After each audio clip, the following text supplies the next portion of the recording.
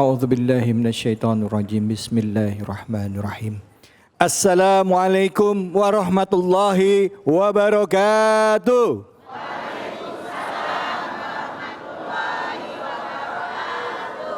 Alhamdulillahi rabbil alamin. Assalatu wassalamu ala asrafil anbiya'i mursalin sayyidina Muhammadin wa ala alihi washabihi ajmain. Amma ba'du.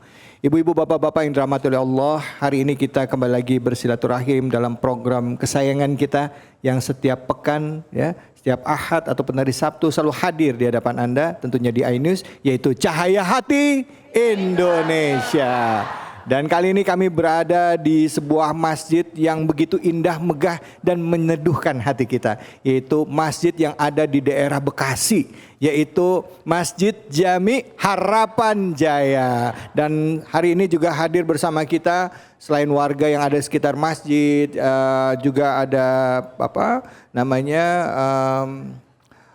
pengurus masjidnya juga hadir, ya. Terus juga anak-anak juga hadir. Ini menunjukkan bagaimana di dalam Islam kita ini selalu guyup, kita ini selalu rukun. Bahkan kalaupun sampai ada sesuatu yang sakit, kita merasa ikut tersakiti.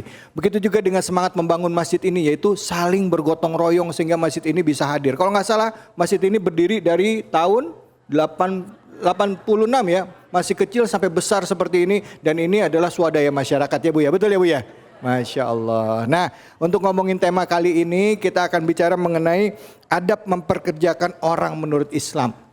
Rame Ibu, kemarin ada orang yang sama asisten rumah tangganya, bahasa zaman sekarang ya gitu ya, itu sampai disiksa, ya, dipukulin, digebukin, bahkan sampai disekep dalam rumah. Nah, gimana Islam melihat seperti itu? Kalau zaman Rasulullah kan kita mengenal ada sistem perbudakan. Apakah zaman sekarang ini dianggap perbudakan? Atau Islam itu pro atau kon sama sistem perbudakan? Nah, ini yang biasa suka dipelintir orang nih. Hadir guru kita bersama kita kali ini, udah gak salah lagi. Beliau ini kakak kelas saya, senior saya, dan juga guru saya juga, yaitu Al-Mukarram Ustadz Taufikur Rahman atau Ustadz Pantun. Assalamualaikum warahmatullahi wabarakatuh. Waalaikumsalam warahmatullahi wabarakatuh. Pantun dulu dong, Gai. Melihat-lihat ke dalam taman. Cakep. Salam sehat dari Al-Fagir Taufikur Rahman. Ya salah. Gimana sehat ya, Gai ya? Alhamdulillah baik. Semoga semua juga pemirsa Cahaya Indonesia dari Cisaat langsung ke Bengkulu. Oh. Biar pada sehat selalu. Amin. Ya Allah. Kelihatan ibu-ibu semuanya sehat-sehat semuanya. Dan Ustaz David, ya seperti yang dipakai tuh. Banyak kerudung merah tak berkacamata. Cakep. Jangan pernah ada marah di antara kita. Iya. Salah. Baik Kiai, baik. Ya. Terima kasih banyak Kiai. Nah, sebelah Kiai sudah ada Kiai Agung Irawan. Ini beliau ini orang yang Masya Allah. Assalamualaikum warahmatullahi wabarakatuh. Waalaikumsalam warahmatullahi wabarakatuh. Datang jauh-jauh dari Jogja, ya. Beliau ini adalah orang Bantul ya. Ya. Punya pondok pesantren di sana ya, ya. Ada insyaallah. Daerahnya apa Kiai? Nama Pajangan. Pajangan. Oh, Pajangan. Ada orang Pajangan sini? Ono orang Jogja? Ono? Hah? Oh, Jogja. Orang Purworejo tadi ada ya? Wah, Purworejo nih. Kampung mertua saya ini. Mondoannya. Siap. Kata orang Purworejo sakti-sakti ya Bu ya? Iya. Tapi jangan pantun ya. Oh, jangan pantun. Siap. Baik. Anda yang mantunin deh. Ya. Barang antik dari Jerman. Cakep. Pria berbatik selalu beriman. Ya salah. Keren. Baik, terima kasih banyak Kiai. Sebelah Kiai Agung sudah hadir, Kiai Tian Kamaludin. Assalamualaikum warahmatullahi wabarakatuh Kiai. Waalaikumsalam warahmatullahi wabarakatuh. Alhamdulillah. Baik Kiai, ada pantunnya nggak nih? Wah, repot kalau saya ditanya pantun. Nanti saingan. Nggak siap. Ya, kita suruh Ustadz Pantun. Ustadz Pantun, pantunin dong beliau, mohon Kiai. Ini buat guru kita, mudah-mudahan obat nyamuk boleh dilihat. Cakep. Biar gemuk selalu sehat. Ya. Ya salah, Masya Allah. Baik, ibu-ibu, bapak-bapak, ini di siang hari ini ya, ini sebuah pemecah suasana supaya kita lebih rileks dan santai. Tapi yang akan kita saksikan ini adalah sesuatu yang perlu kita perhatikan sama-sama. Sama-sama kita saksikan tayangan berikut ini. Kami juga akan Siti Khotimah, warga Pemalang, Jawa Tengah ini tergeletak lemas di ruang perawatan RSUD Dr. Azhari, Pemalang, Jawa Tengah. Wanita 23 tahun ini mengaku kabur dari tempat kerjanya karena tidak tahan dengan siksaan majikannya. 3 bulan belakangan, Siti menjadi asisten rumah tangga di apartemen majikannya di Jakarta. Ia akhirnya berhasil kabur saat diminta berbelanja ke minimarket. Siti kemudian langsung pulang kampung ke Pemalang menggunakan mobil sewa dan dirawat di rumah sakit karena luka di sekujur tubuhnya, termasuk luka bakar di bagian kaki. Selama 3 bulan lebih, ponakan saya ini mendapat siksaan-siksaan. Nyampe kakinya juga nyampe membusuk kayak gitu, lubang-lubang parah, nyampe ya. Beliaunya yang tadinya sehat-sehat sekarang kayak gini Pak ya. Korban saat ini masih lemas dan syok serta tidak mampu berkomunikasi dengan baik. Sementara keluarga sudah melaporkan kejadian ini ke kepolisian di Jakarta dan berharap agar pelaku bisa dijerat hukum sesuai perbuatannya.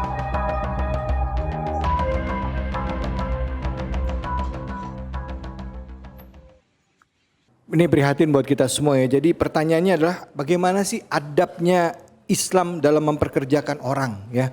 Bagaimana adab memperkerjakan orang menurut Islam. Untuk itu langsung saja guru-guru kita untuk bisa membahas tema ini. Masing-masing kurang lebih 5 menit. Silakan Kiai, fadhol. Ya, terima kasih Ustadz David Khalik, pemirsa Cahaya Hati Indonesia. Jadi begitu indahnya agama Islam mengajarkan, betapa indahnya dan mulianya baginda Rasul mencontohkan ketika kita mengambil jasa tenaga daripada saudara-saudara kita. Yang pertama, ini hadis sudah sangat populer sekali. U'tul ajir ya ajrahu qabla ayjifa arquhu. Rahut Turmuzi. Masya Allah, apa artinya? Berikanlah seleri. Bu, paham orang Bekasi seleri? Seleri. Gaji. Ya, nggak paham gaji, upah. Ya, berikanlah upah orang yang kamu ambil tenaganya. Bahkan Islam memperkuat begitu indah. Apa? Sebelum keringatnya kering. Allahu Akbar. Ya, jadi nggak mungkin ada yang kabur atau nggak betah. Ustadz David Khalik, di saat kita betul-betul memakai aturan yang diajarkan dalam ajaran agama kita. Itu diantaranya seperti ini biar kebagian. Ada guru-guru kita yang lainnya. Ya, guru Kiai. Siap Kiai Agung. Silakan. Fadhol Kiai. Baik, Assalamualaikum warahmatullahi wabarakatuh. Waalaikumsalam warahmatullahi wabarakatuh. Alhamdulillah para jamaah Cahaya Hati Indonesia, salam bahagia, salam sehat, salam sejahtera. Amin. Amin. Pertama, saya tidak menduga, sangat prihatin bahwa ini ada di negeri kita. Biasanya yang seperti ini ada negeri sono ya. Mudah-mudahan kita berdoa hari ini saudari kita yang sedang berbaring itu dikuatkan oleh Allah. Amin ya Allah. Amin. Diberi kesabaran dan diberi rezeki yang cukup, Allahumma. Amin. Dan saudara kita yang menganiaya diberi hidayah, diberi ifah kasih sayang sehingga bertobat, Allahumma. Amin.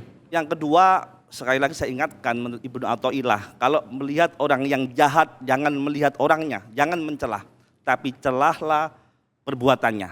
Karena suatu saat insya Allah mudah-mudahan dapat hidayah dan bertaubat. Kita tidak pernah tahu.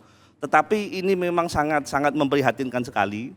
Ya, kenapa sampai setega itu pikiran kita ya? Padahal pembantu itu atau ART, asisten rumah tangga itu adalah orang yang melayani 24 jam sebagai sahabat, sebagai tempat curhat, semuanya. Tetapi begitu teganya, ini ada apa?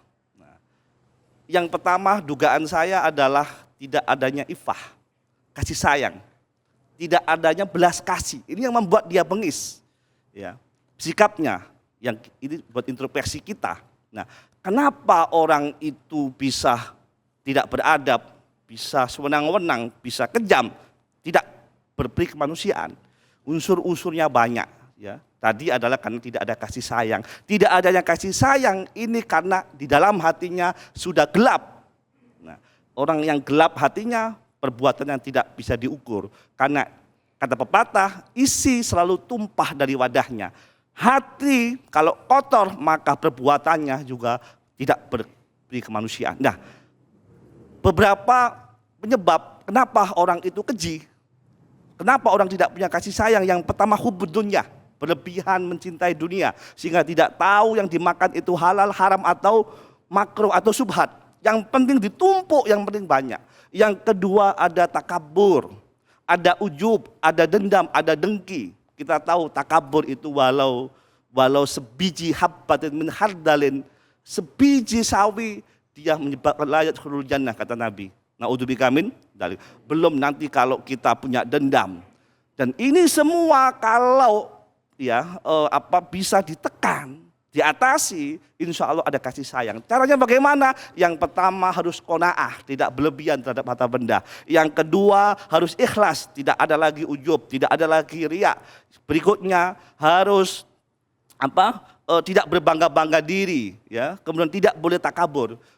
Kemudian muhasabah, kemudian takarub. Insya Allah kalau itu bisa, insya Allah kita menjadi makhluk hamba Allah yang penyayang, insya Allah. Baik, Terima kasih. Baik, alhamdulillah rabbil alamin. Terima kasih banyak Ustadz Agung yang mengkajinya tidak hanya dari sisi pelakunya, tapi juga dari sisi korbannya juga. Jadi dua-duanya ini didoakan ini, doakan kebaikan untuk kedua-duanya. Ini salah satu ciri ajaran Islam. Silakan Kiai Tian Kamaluddin, mungkin Kiai bisa menambahkan bagaimana sih sebenarnya adab di dalam Islam jika kita memperkerjakan seseorang. Apalagi Islam itu hadir di masa waktu itu masih mengenal konsep perbudakan. Silakan, Fadhol.